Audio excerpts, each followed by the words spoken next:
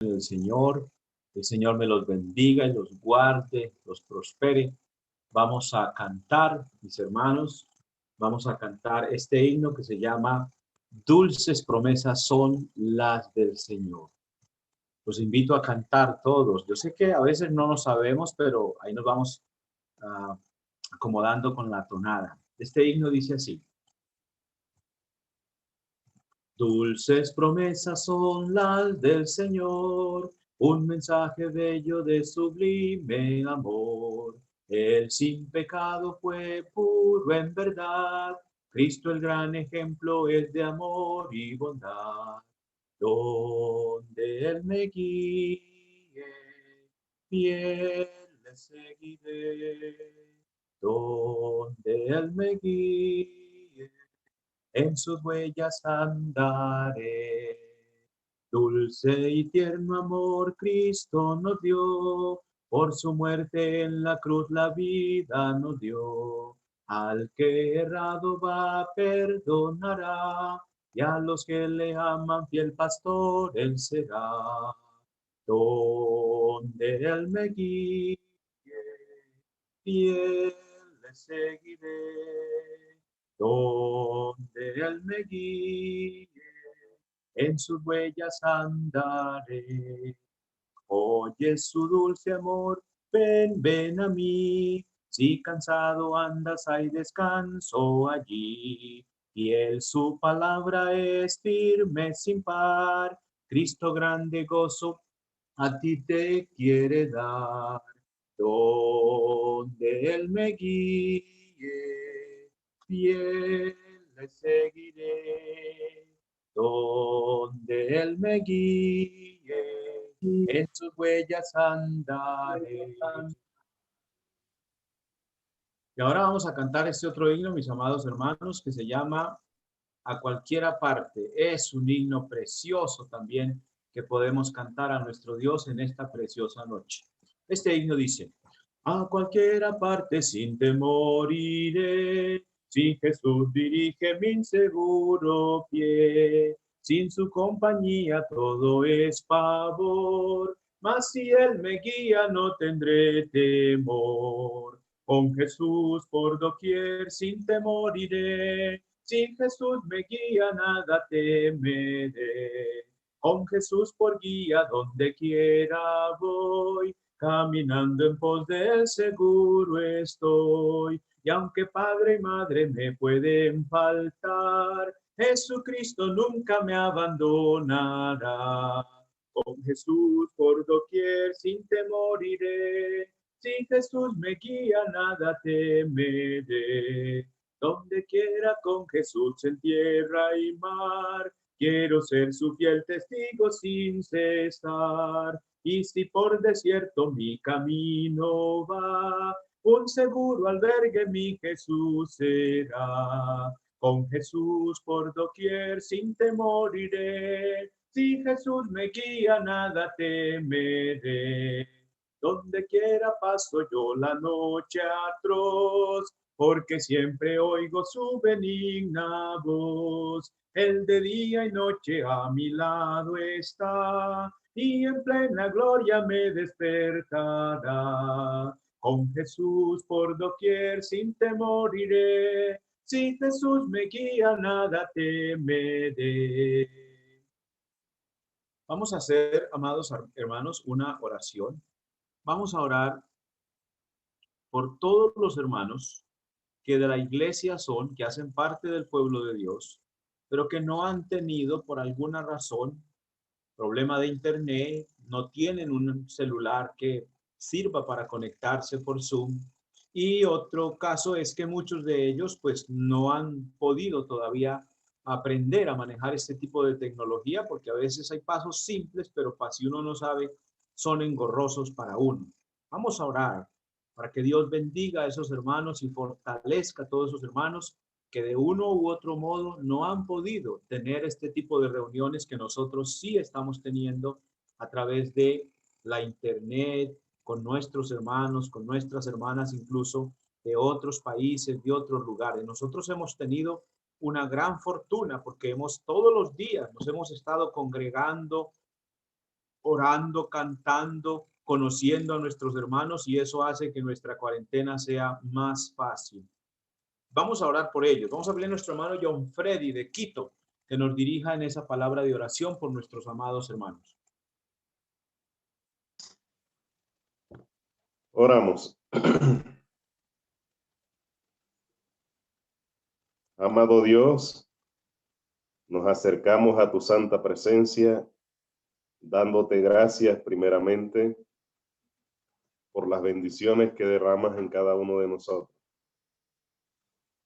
Te pedimos también por nuestros hermanos, aquellos que no han podido tener un contacto muy frecuente con la palabra,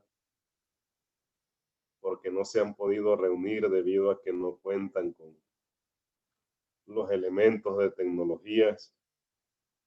Algunos aún no saben manejar estas herramientas que tú nos has dado.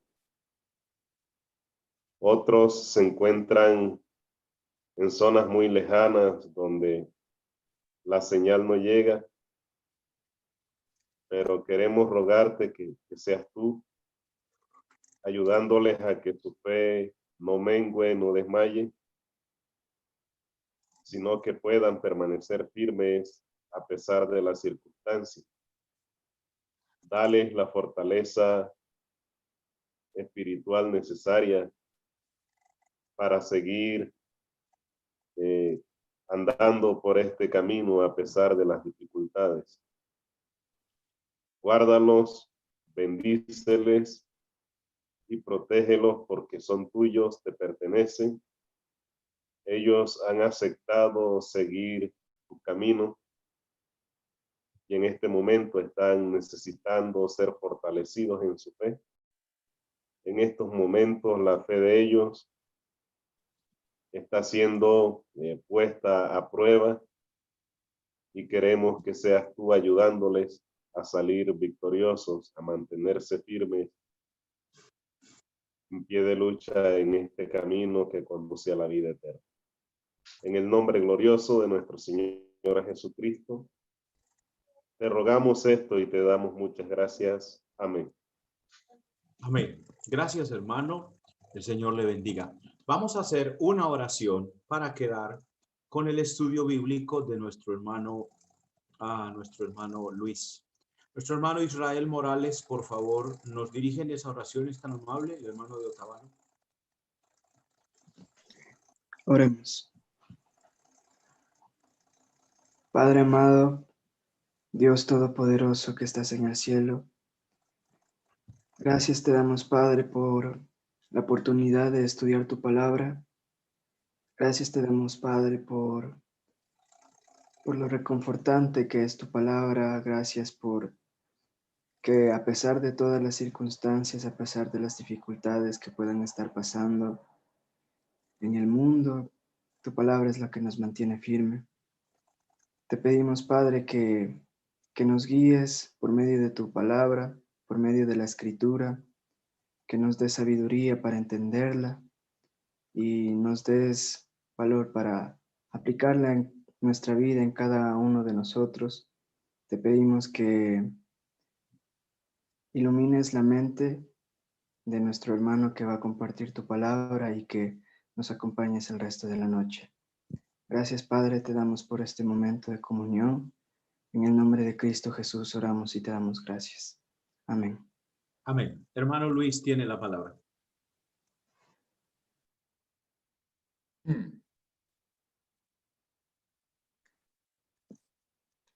Que el Señor les bendiga, mis queridos hermanos. ¿Se escucha bien, cierto? Sí, señor. ¿Sí? Amén. Ok, muchas gracias. De todo corazón agradezco por esta preciosa oportunidad que me da de poder nuevamente estar delante de ustedes y poder compartir un poco de la palabra del Señor. Hoy día vamos a estar respondiendo algunas preguntas que son muy importantes.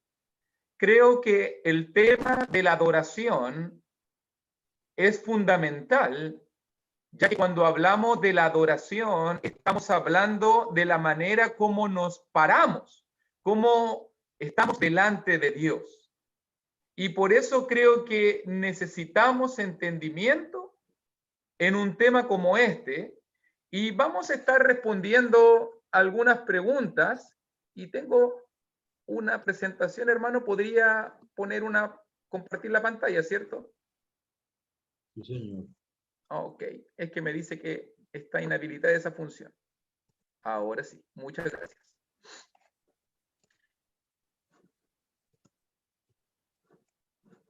Y vamos a estar respondiendo, ok, ahora sí, a estas dos preguntas en la clase del día de hoy y en la clase de mañana. Y lo primero que quiero preguntarle, hablando acerca de esta pregunta, lo primero que quiero preguntarle, ¿conoce usted, ha oído hablar usted de Ptolomeo? ¿Ha oído usted hablar de Copérnico?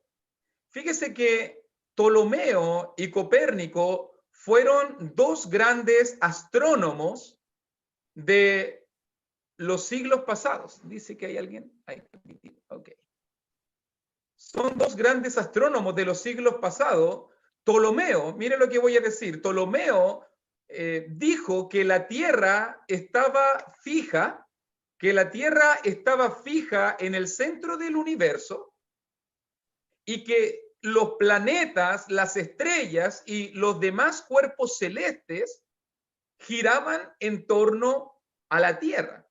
Lo que llamaríamos nosotros hoy día la teoría geocéntrica. Ptolomeo dijo esto aproximadamente en el siglo I después de Cristo. Pero pasaron 15 siglos y vino el astrónomo Copérnico. Y Copérnico revolucionó todo porque él dijo que no, que la Tierra no era el centro del universo, sino que el Sol era el centro de nuestro sistema solar y que todos los planetas y todos los astros celestes giraban en torno al Sol. Lo que se llamó en ese tiempo también, o que se llama la teoría heliocéntrica. Y la revolución fue total. Mucha oposición se levantó en esos días contra Copérnico porque las ideas de Ptolomeo de que la Tierra es el centro del universo habían sido respetadas y seguidas por muchos siglos. Y tal vez tú te estés preguntando, ¿y por qué el hermano Luis me está hablando acerca de Ptolomeo y me está hablando acerca de Copérnico? Porque, mira, déjame decirte esto, porque yo estoy convencido que hoy en día, existen muchos Ptolomeos. Todavía hoy día existen muchos Ptolomeos que creen y que piensan que son el centro del universo. Hombres y mujeres que hoy en día piensan y sienten que son el centro de este mundo. Que todo gire alrededor de ellos, que todos los miren, que todos se preocupen de ellos. Que todo se centre en ello, lo que podríamos llamar hoy día la teoría antropocéntrica, centrada en el hombre. Y si tú te fijas muy bien, lamentablemente este mundo ayuda mucho a eso. La psicología, la filosofía, las ciencias del saber e incluso hasta las nuevas religiones hoy en día nos enseñan que el propósito del hombre es preocuparse de nosotros mismos, que todo se centra en el hombre. Llamémoslo bienestar, llamémoslo felicidad, llamémoslo gratificación personal, pero para muchas personas hoy en día lo único que buscan, en lo único que están enfocados, en lo único que están centrados es en la ansiada, la fórmula de la ansiada felicidad. Pero pregunto, ¿somos nosotros el centro del universo? ¿Eres tú? ¿Soy yo? realmente el centro de este mundo? Incluso si lo pensamos en cuanto a las nuevas religiones, si lo pensamos en cuanto a la falsa religiosidad de hoy en día, ¿es el hombre realmente el centro de este universo? ¿Debe ser tu felicidad y mi felicidad lo más importante en esta vida? Incluso esto está contaminando a la iglesia de hoy. Está contaminando a la iglesia del Señor. ¿Cuántas personas hoy en día no escuchamos que dice, hermano, ¿te gustaron las alabanzas? Hermano, ¿cómo estuvo el culto a Dios? Hoy que estuvo muy bonito el mensaje, que estuvo bonita la prédica, que estuvieron bonitas las oraciones, la reflexión de la palabra, pensando que el centro de la adoración somos nosotros. Yo podría decírtelo de otra forma. ¿Qué importa si las alabanzas te gustan a ti o no te gustan a ti? ¿Qué importa si las alabanzas te entretienen a ti o no te entretienen a ti? ¿Para quién cantamos realmente nosotros? ¿A quién deben gustarle las alabanzas? ¿Quién debería ser el centro de todo? ¿Cuántas veces no hemos escuchado, hermano, ¿te gustó el culto? Como que si el culto fuera para mí, como que si la adoración fuera para mí, y nos ponemos como el centro, como el objetivo. Venimos a la iglesia a sentirnos bien, venimos a la iglesia a sentirnos cómodos, venimos a la iglesia, incluso dicen la gente, vaya a la iglesia que más le acomode, vaya a la iglesia que se sienta bien, vaya a la iglesia donde usted se sienta representado, y realmente no estamos preocupados si las alabanzas le gustan a Dios, si la adoración le gusta al Señor, si la palabra que se está predicando es una palabra agradable del Señor. ¿Para quién realmente debería ser el culto? ¿Para quién realmente deberían ser las alabanzas? Para Dios. Deberían ser para Dios, ¿cierto? Esa debe ser nuestra única preocupación, que este culto, que esta adoración pueda ser grata, pueda ser agradable delante de nuestro Dios. Pero ¿por qué es que sucede todo esto, mi hermano? ¿Por qué es que vemos tanto egoísmo? ¿Por qué vemos tanto antropocentrismo? ¿Por qué muchas veces la adoración, las iglesias, las filosofías humanas hoy en día se centran tanto en el ser humano? ¿Sabe por qué sucede eso hoy en día? Porque realmente no hemos entendido bien cuál es el propósito. ¿Por qué nosotros hemos sido creados? Si tú lo miras muy bien allí, en el libro de Salmos, si tú quieres buscarlo en tu Biblia o acompañarme en la lectura bíblica, cuando miramos allí en Salmos 138, versículo 8, dice la palabra del Señor, Jehová cumplirá su propósito en mí. Tu misericordia, oh Jehová, es para siempre, no desampares la obra de tus manos. ¿Cuánta gente hoy día come, vive, existe, trabaja, tiene una familia? ¿Cuánta gente hoy en día tiene un horario agotador? ¿Cuánta gente hoy en día tiene responsabilidades, pero todavía no ha entendido cuál es el propósito para su vida? ¿Cuánta gente hoy en día vive, come y muere con una vida sin propósito? Vemos gente vacía, vemos corazones vacíos, vemos personas hastiados de la vida, de una vida sin sentido. ¿Cuánta gente me encuentro por la calle diciendo, yo no sé para qué es esta vida?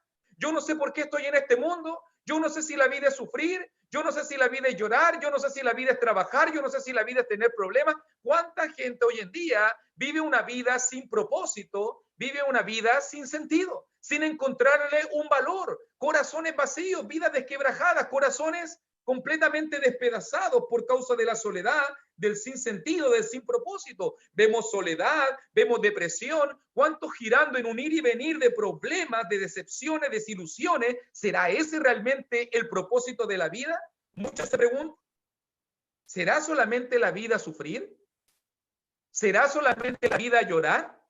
¿Será solamente la vida trabajar para sobrevivir y sobrevivimos y comemos y existimos y eso será solamente el todo de la vida? ¿Cuántas personas hoy en día están haciéndose esa pregunta? Señor, estoy aquí, ¿para qué? ¿Para qué tú permitiste que yo viviera? ¿Para qué tú permitiste que estuviera en este mundo? ¿Cuánta gente hoy en día, tal vez tú mismo en este momento que estás escuchando, te has hecho esa pregunta? ¿Para qué estoy en este mundo, Señor, realmente? ¿Para qué tú me has creado realmente? Y nota muy bien porque tengo que explicarlo, porque hoy día vamos a estar hablando acerca de la pregunta, ¿para qué Dios nos ha creado?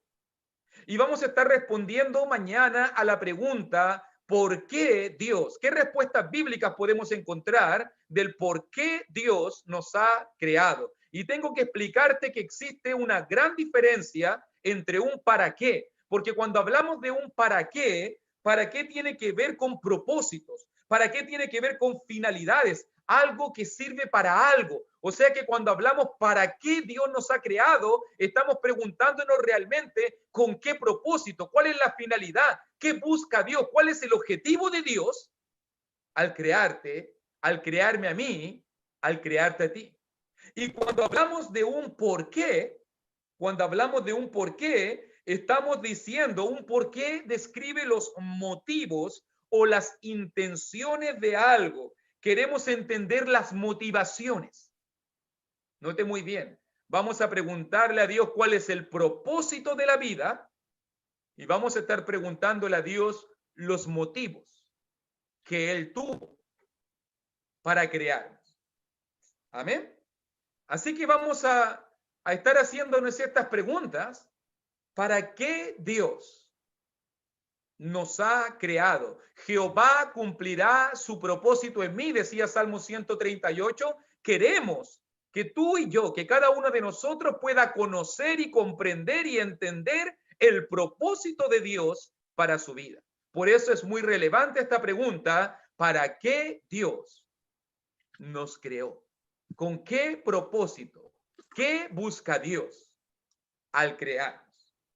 Y nota muy bien porque quiero decir algo antes que avancemos con la lectura bíblica.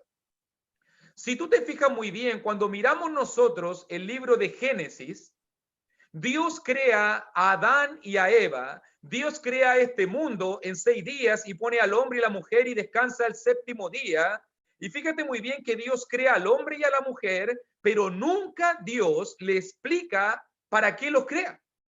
Dios crea al hombre, Dios le da mandamiento al hombre, Dios le da la orden de fructificar, de multiplicar, de labrar la tierra, Dios le da misiones y mandamientos al hombre, pero Dios nunca le explica, Dios nunca le dice para qué lo creó. Nunca. En Génesis capítulo 1 a Génesis capítulo 3, Dios nunca revela la respuesta.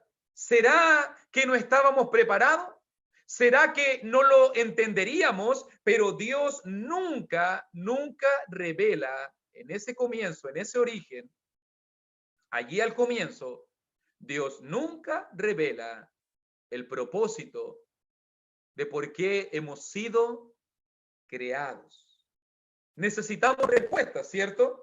Necesitamos respuesta. Queremos saber realmente, ¿tendrá la vida algún propósito? ¿Tendrá la vida algún sentido? Y pasan los milenios, y pasan los siglos, y el velo es quitado. Y Dios nos revela en su palabra por qué realmente, para qué realmente Él nos ha creado. Y para poder encontrar esta respuesta, me gustaría invitarte, por favor, al libro de Efesios, capítulo 1.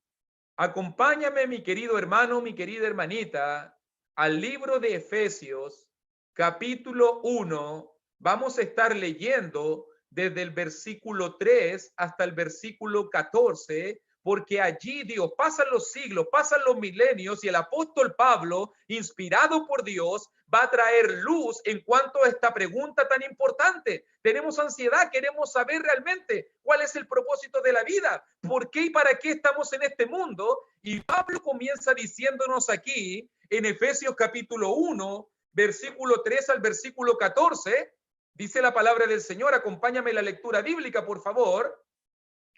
Bendito sea el Dios y Padre de nuestro Señor Jesucristo, que nos bendijo con toda bendición espiritual en los lugares celestiales en Cristo, según nos escogió en él antes de la fundación del mundo, para que fuésemos santos y sin mancha delante de él. También dice la palabra de Dios, en amor, versículo 5, habiéndonos predestinado para ser adoptados hijos suyos por medio de Jesucristo, según el puro afecto de su voluntad, para alabanza de la gloria de su gracia, con la cual nos hizo aceptos en el amado, en quien tenemos redención por su sangre, el perdón de pecados según la riqueza de su gracia, que hizo sobreabundar para con nosotros en toda sabiduría e inteligencia, dándonos a conocer el misterio de su voluntad,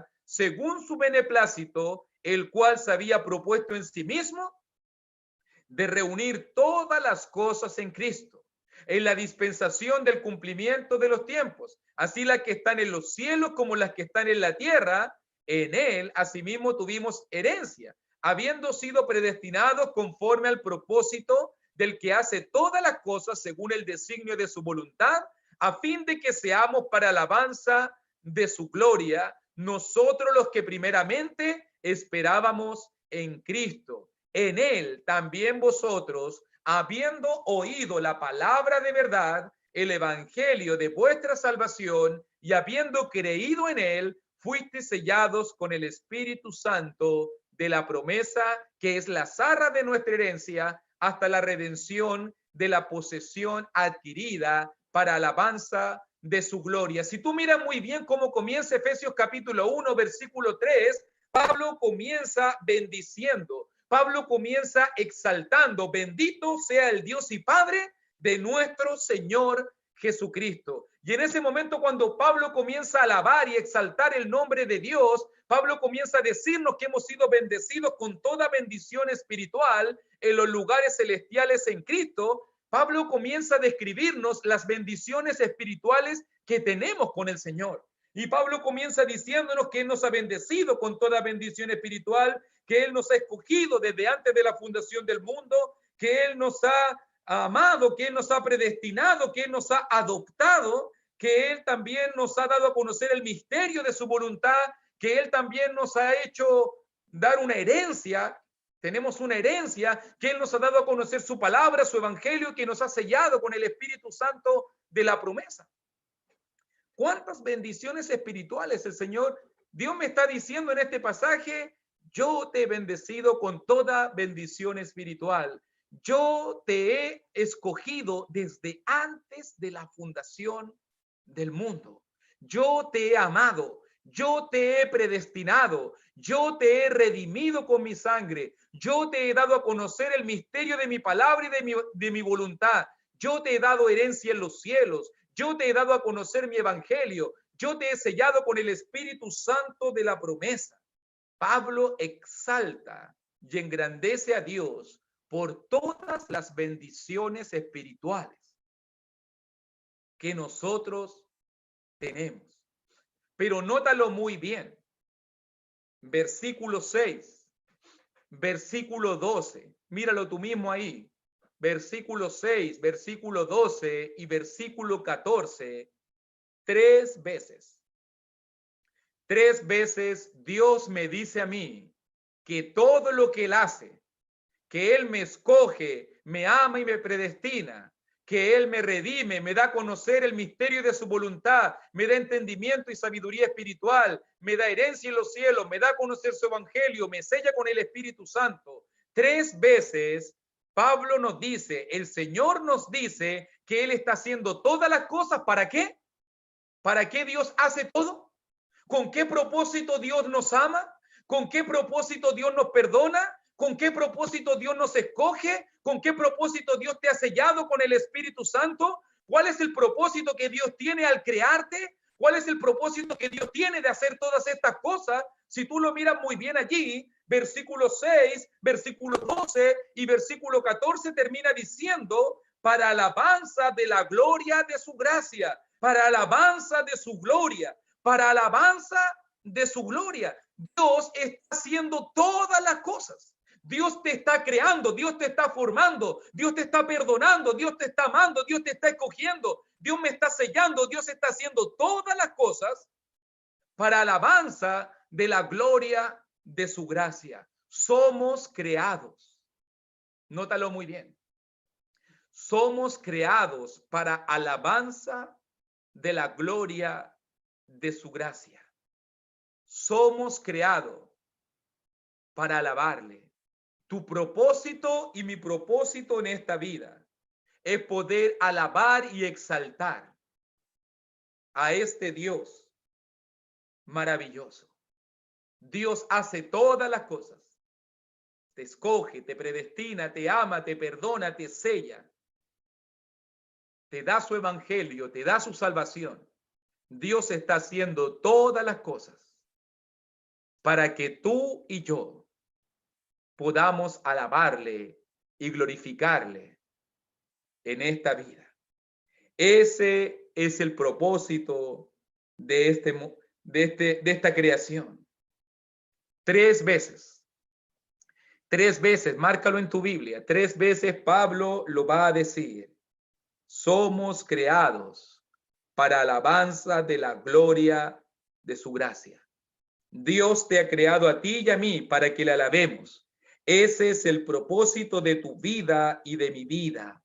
Alabar y exaltar a este maravilloso Dios. No es para vivirla para nosotros. Dios no te ha dado tu vida para que seas famoso o para que seas más grande. Esta vida es para alabar y exaltar el nombre de nuestro Dios. Esta vida que Dios te ha dado es para glorificar y engrandecer el nombre de nuestro Dios. Pero tal vez tú te preguntas, mi hermano, tal vez usted honestamente se pregunta, pero hermano Luis, ¿qué es alabar realmente? Ya que escuchamos constantemente en la iglesia, alabemos al Señor, alabanza número tanto, pero realmente, hermano, ¿qué es alabar? ¿Qué podemos decir realmente nosotros? ¿Qué es alabar?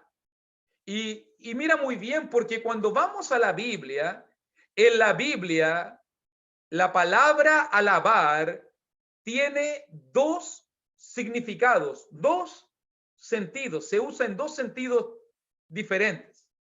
Cuando hablamos de la palabra alabar, número 1, muchas veces la palabra alabar se entiende en el sentido del elogio. Y te lo voy a explicar. En el sentido del elogio, cuando hablamos de alabar, alabar es decirle a Dios. Nota lo que estoy diciendo. Decirle a Dios lo que Él es. Es reconocer su grandeza y su poder. En el sentido del elogio, alabar es decirle a Dios lo que Él es.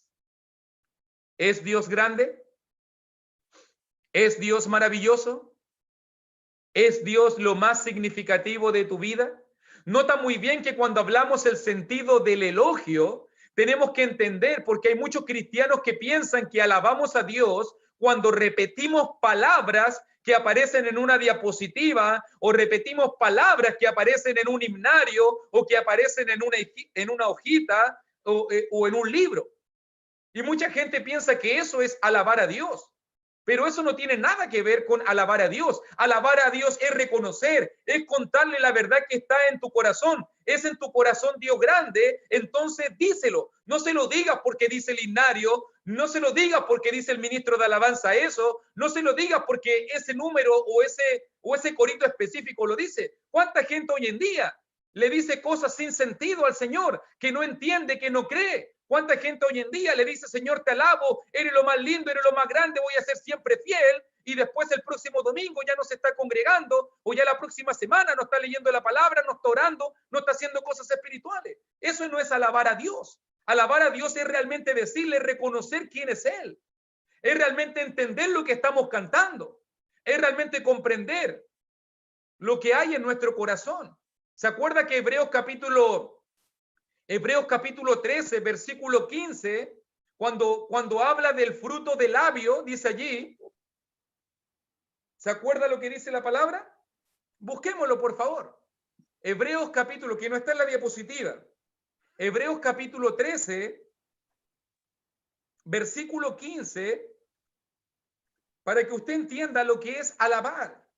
Este es el sacrificio de alabanza.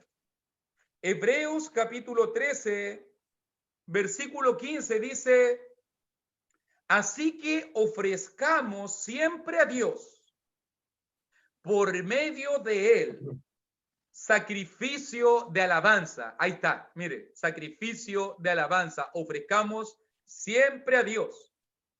Es decir, fruto de labios que confiesan su nombre. Eso es alabar. Fruto de labios que confiesan, que reconocen, que exaltan, que alaban la grandeza de nuestro Dios. ¿Es Dios grande en tu corazón? Díselo entonces. ¿Es Dios maravilloso en tu vida? Exprésaselo entonces. En cuanto al sentido de elogio, alabar es decirle a Dios lo que Él es. Número 1. Pero número 2, en cuanto al sentido de honra, cuando hablamos de alabar en el sentido de honra, honrar a Dios es poner a Dios en el lugar que Él se merece. ¿Cuál es el lugar que Dios se merece en tu vida, hermano? Cuando hablamos de honrar, honrar es poner a Dios en el primer lugar de tu vida. Eso es alabar a Dios. Y si tú le estás diciendo algo a Dios que no es la verdad de tu corazón, realmente entonces no le estás alabando. Realmente entonces no le estás honrando. ¿Cuál es el lugar que se merece Dios en nuestras vidas? Incluso te puedo preguntar más íntimamente. ¿Tiene realmente Dios el primer lugar de tu corazón? ¿Tiene realmente Dios el primer lugar de tu vida? Mira, como lo dice un pasaje en Isaías capítulo 43, versículo 7 y versículo 21. Isaías también nos cuenta para qué Dios nos ha creado. Y en Isaías capítulo 43, versículo 7, la palabra del Señor nos dice, todos los llamados de mi nombre, para gloria mía, los he creado, los formé y los hice. Y también dice versículo 21, este pueblo he creado para mí, mis alabanzas publicará. ¿Con qué propósito somos creados, mi hermano? Si tú te fijas muy bien, nuevamente Isaías está en sintonía con Pablo en Efesios. Somos creados para alabar y glorificar y exaltar el nombre de nuestro Dios. El propósito de tu vida está aquí declarado por Dios. Existimos para alabar y honrar, para decirle a Dios y demostrarle a Dios lo grande y lo maravilloso que Él es en nuestra vida. No existimos en este mundo para vivirla para nosotros. No existimos en este mundo para buscar la felicidad. No existimos en este mundo para hacernos sentir grandes, para hacernos sentir fuertes, para hacernos sentir opulentos, para poder ser exitosos en la vida. Si se tratara esto de medicina, para que entendamos el lugar que tenemos, si se tratara esto de medicina, Dios sería el médico y tú serías el bisturí.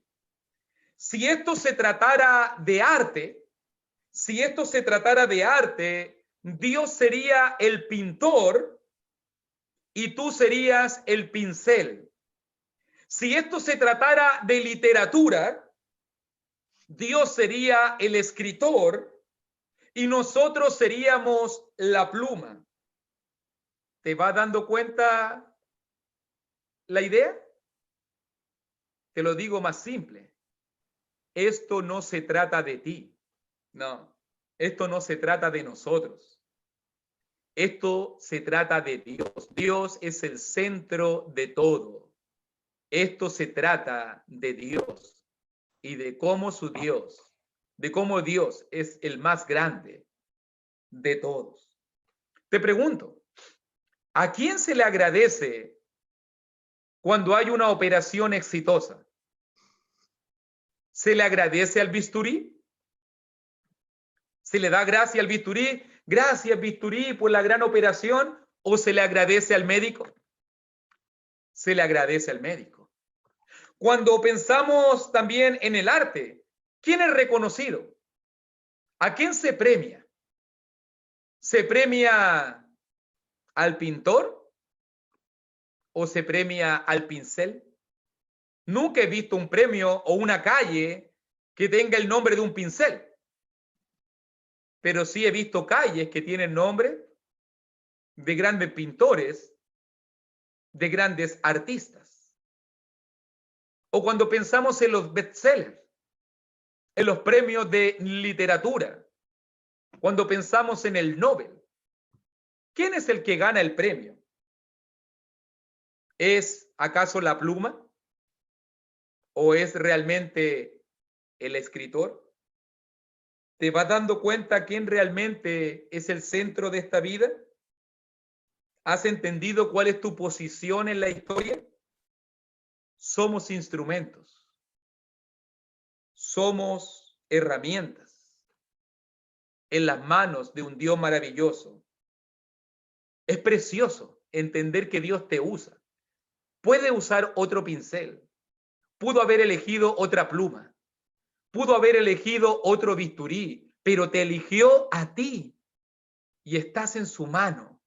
No para ganar grandeza, no para buscar la gloria por ti, no para buscar el orgullo, el éxito personal para ti, sino para engrandecer al escultor, al pintor, al médico. ¿Entiendes tu lugar en la historia? ¿Te das cuenta entonces cuál es tu posición?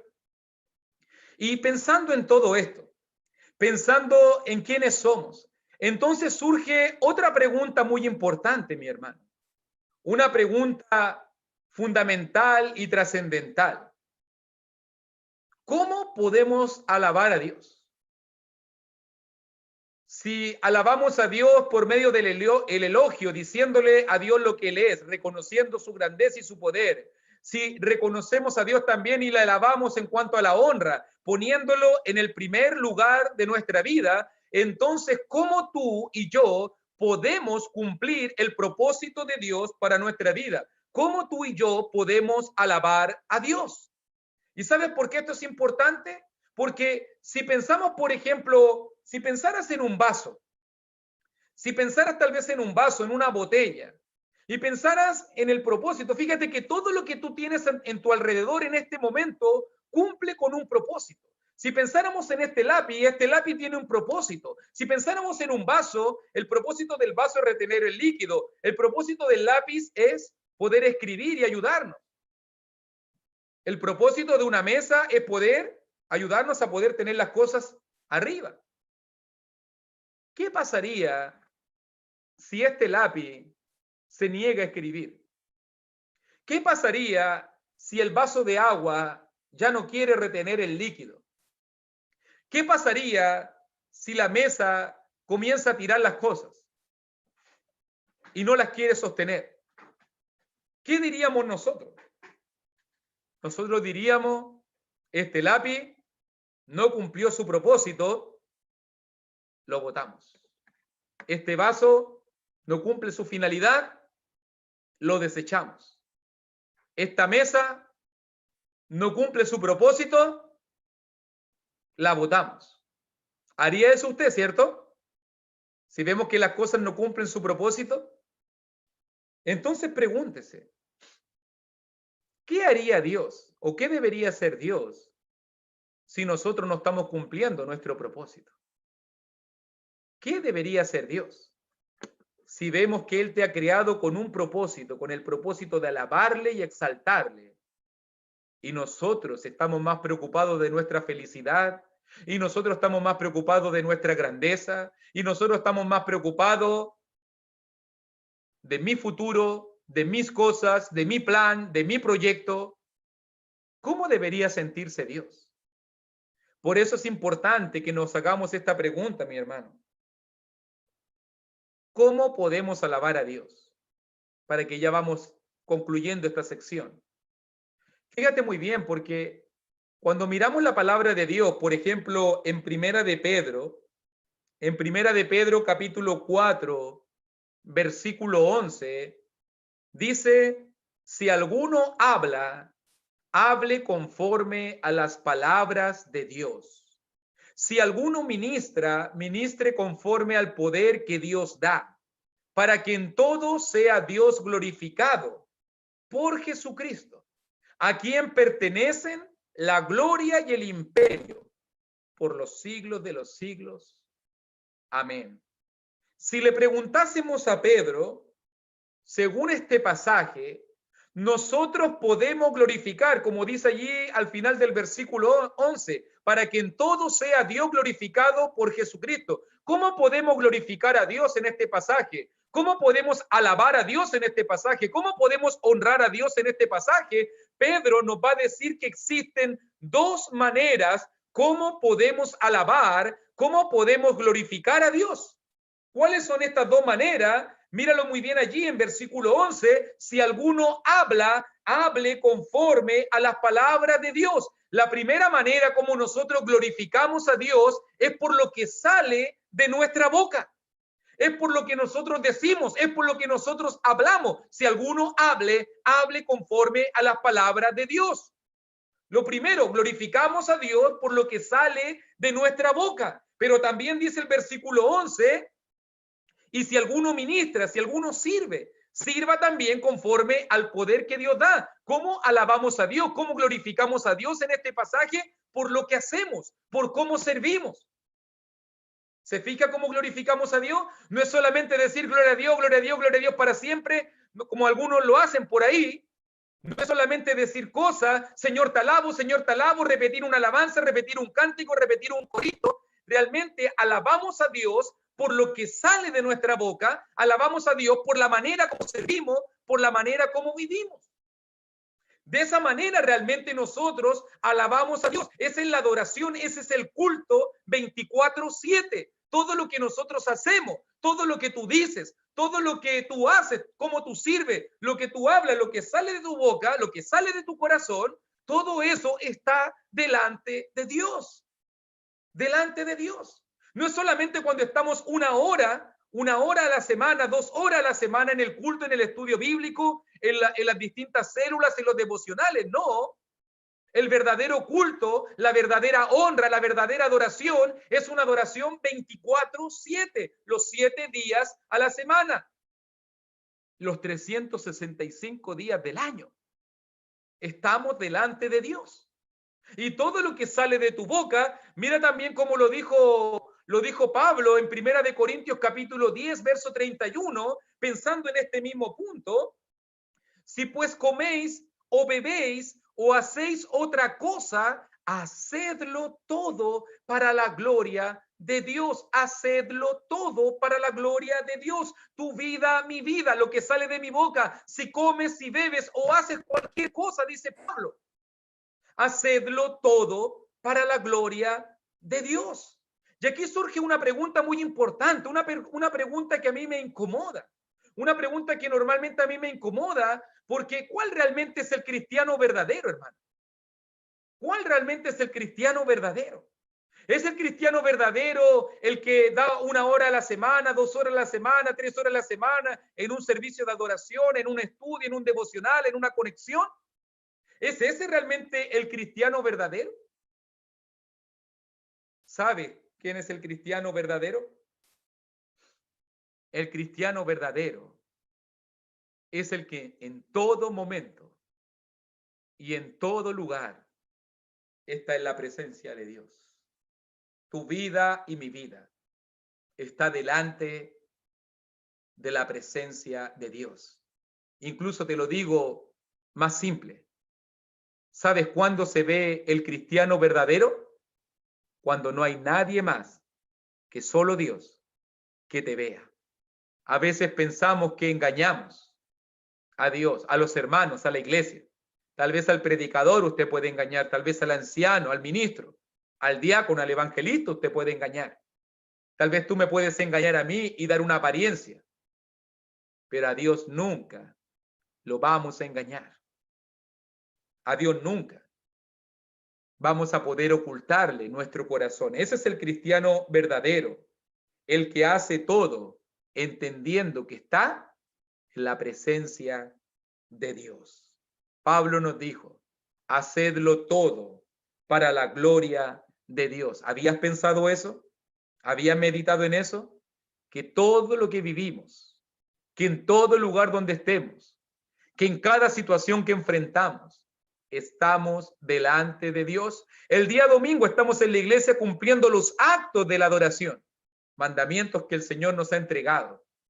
Pero todos los días de la semana, en tu cuarto íntimo, frente al computador, frente al televisor, con tus compañeros de trabajo, en tu familia, con tus hijos, con tu esposa, con tu esposo, con la gente que te rodea, también estás delante de la presencia del Señor en adoración.